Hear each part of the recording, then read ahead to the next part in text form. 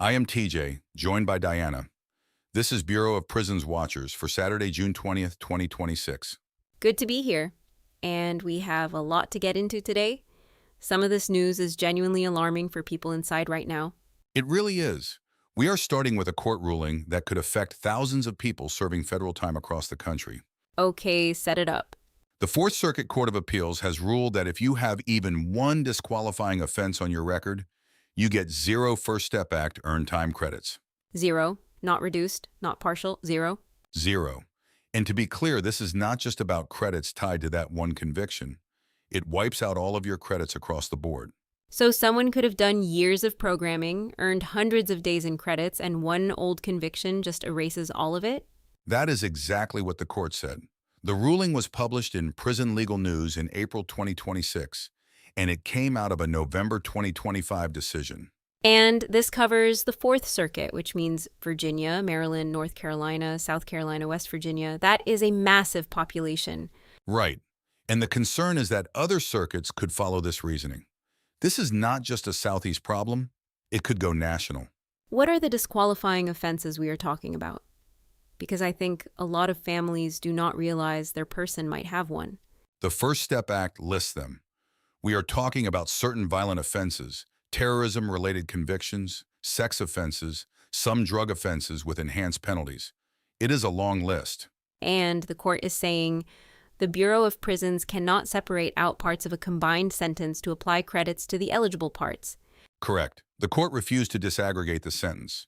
If any piece of your conviction is disqualifying, the whole sentence is treated as disqualifying. That is a tough interpretation, and families are just supposed to accept that? Well, the litigation is not over. People can still challenge this. But right now, in the Fourth Circuit, this is the law.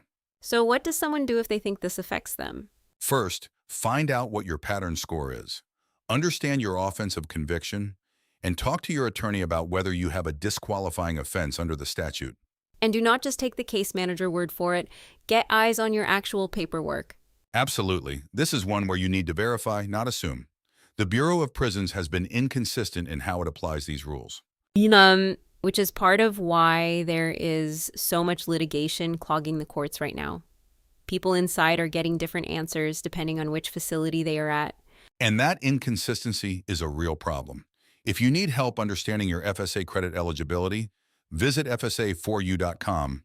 We will talk more about that at the end of the show.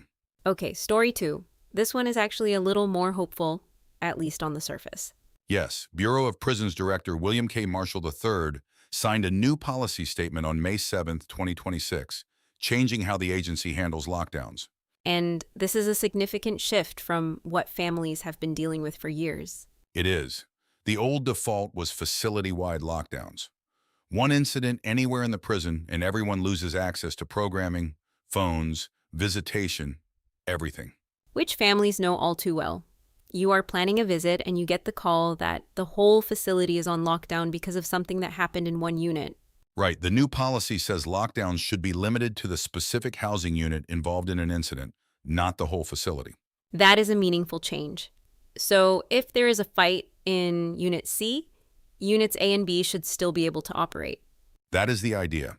And the policy also sets minimum daily conditions that must be maintained even when a unit is under modified operations. What does that mean in practice? Like, what are people guaranteed even during a unit restriction? That is where details matter, and we are still waiting on the full implementation guidance. The summary came from Federal Prison Tips on Instagram, citing the policy directly. So the policy exists. Whether it is being followed consistently is a different question. Always. With the Bureau of Prisons, the gap between written policy and actual practice can be enormous. If your person is still seeing facility-wide lockdowns after May 7th, 2026, that is worth documenting and raising with their attorney or a prison rights organization. Good point. Write it down, date it, report it. Policies mean nothing if there is no accountability. Before we continue, a quick word from our sponsor. If you or someone you love is dealing with a life insurance or annuity question, Policy Prepper is the resource you need. Plain English, no sales pressure, just real information at policyprepper.com. Seriously, check it out, policyprepper.com. Now back to the news. All right, story 3, and this one connects directly to story 4, so we are going to take them together. Halfway houses. This has been building for a while. Yes. Two recent Bureau of Prisons directives are raising serious concerns that fewer people are being sent to residential reentry centers before release. And for people who do not know, a residential reentry center, an RRC, is what most people call a halfway house. It is supposed to be the bridge between prison and home.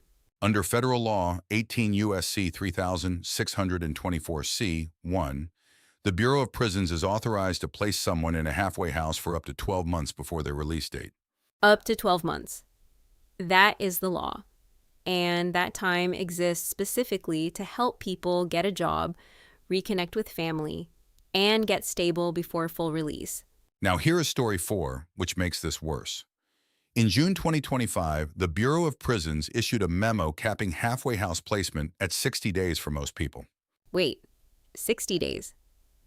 Down from what had been 6 months to 12 months standard. Correct. What used to be a 6-month runway is now for most people 2 months. That is not a bridge. That is a curb. You cannot rebuild a life in 60 days.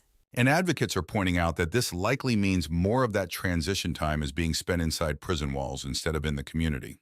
Which defeats the entire purpose of the reentry process. The whole point is to get people back into society gradually and with support. The legal tension here is real. The statute says up to 12 months. A memo cannot just override a statute. So is this being challenged legally?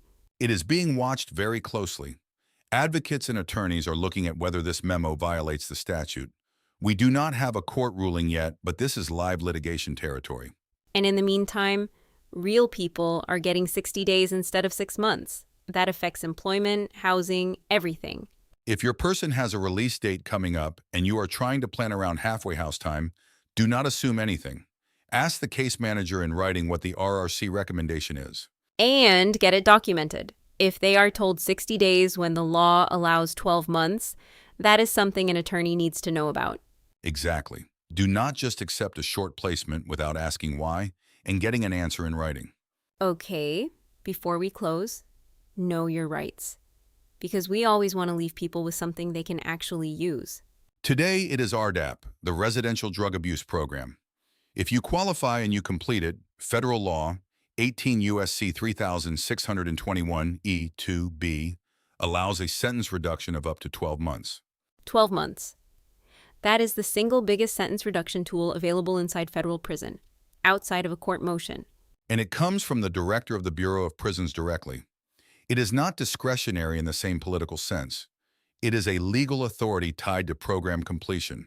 Who qualifies? Because people are always confused about this. You need to have a documented substance use disorder and be serving a sentence for a nonviolent offense. There are exclusions, including some weapons and drug trafficking enhancements. So if you think you might qualify, the time to apply is not 6 months before release. It is now. The wait lists are long. Very long. Some facilities have RDAP wait lists of a year or more. If you wait until you are close to your release date, you may miss the window entirely. Apply early. Document your substance use history. Get a diagnosis on record if you do not have one already. And if you were denied, ask for the reason in writing and talk to your attorney. Denials can sometimes be challenged. This is one where the paperwork really matters. The Bureau of Prisons runs on documentation, and so should you. All right, let us bring it home. A lot of heavy news today, but knowledge is what protects people in this system. And people on the outside, families, attorneys, advocates, you are part of this too. Stay informed, stay loud.